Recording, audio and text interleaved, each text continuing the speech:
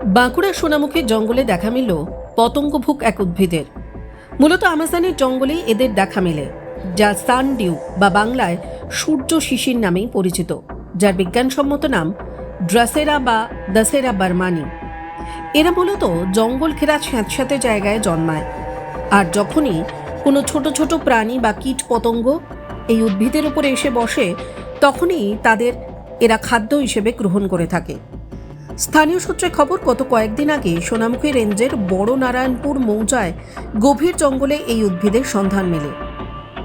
বেশ কিছু মানুষজন যারা জঙ্গলে গিয়ে এই উদ্ভিদটিকে দেখতে পান, খবর দেন বন দফতরে।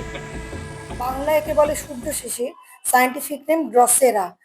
এটা অ্যাকচুয়ালি গাছটা চারিদিকে একটা টেন্টাকেলস মতো, সুরের মতন চারিদিকে থাকে ঘিরে, এবং কোনো যদি ইনসেক্ট, পিঁপড়ে বা যে কোনো পতঙ্গ সেখানে যখনই তার গাছটা উদ্ভিদের সংস্পর্শে আসে, সঙ্গে সঙ্গে এই টেন্টাকেলস গুলো কিন্তু ওই পতঙ্গটাকে ঘিরে বন্ধ হয়ে যায়, এবং ওদের উদ্দেশ্য হচ্ছে মানে শেষ পর্যন্ত ওই পতঙ্গটাকে ডাইজেস্ট করে তারা নাইট্রোজেনাস সাবস্টেন্সটাকে গ্রহণ করে।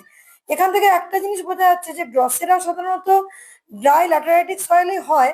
এই গাছটি কিন্তু শান্তিনিকেতন বা বীরভূম এই জায়গাতেও তাদের বিস্তৃতি আছে যথেষ্ট পরিমাণে, এবং এটাতে কি হচ্ছে না, যেটা মনে হয় যে ওই মাটিতে হয়তো নাইট্রোজেনাস সাবস্টেন্সের নাইট্রোজেনের মানে কম উপাদানটা কম আছে, যার জন্য কিনা এই পতঙ্গভুক উদ্ভিদটি জন্মাচ্ছে এবং সেখান থেকে পতঙ্গকে ট্র্যাপ করে তারা সেখান থেকে নাইট্রোজেনাস সাবস্টেন্সটাকে নিচ্ছে।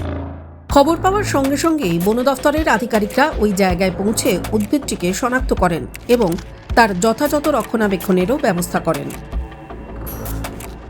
ইট ইজ মোটামুটি রায়ার প্লান্ট এটা বলতে পারি আমরা। বাঁকুড়া জেলা আছে, আর বীরভূম জেলা, এরকম সাউথ বেঙ্গলে বিভিন্ন জায়গাতে আছে এটা, কিন্তু এর সংখ্যাটা খুব কম।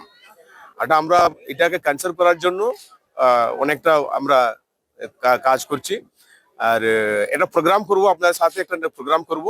এটা বেশিভাবে আমরা আমার জেলার অনেক জায়গাতে আমরা নিয়ে যাওয়ার জন্য আমরা একটা প্রোগ্রাম করব। বিশেষ করে এটা ফ্লাওয়ারিং চলে আসে বর্ষাকালের পরে, যখন বর্ষাকাল শেষ হবে, শীতকালটা শুরু হবে, ওই সময় এটা ফ্লাওয়ারিং চলে আসে। এই স্পিসিসটা আমরা এখন খুব কম সংখ্যা আমরা দেখতে পাচ্ছি। এটা আছে সাউথ বেঙ্গলে মোটামুটি 10-15 জায়গাতে আছে। টাইমস নাও খবর।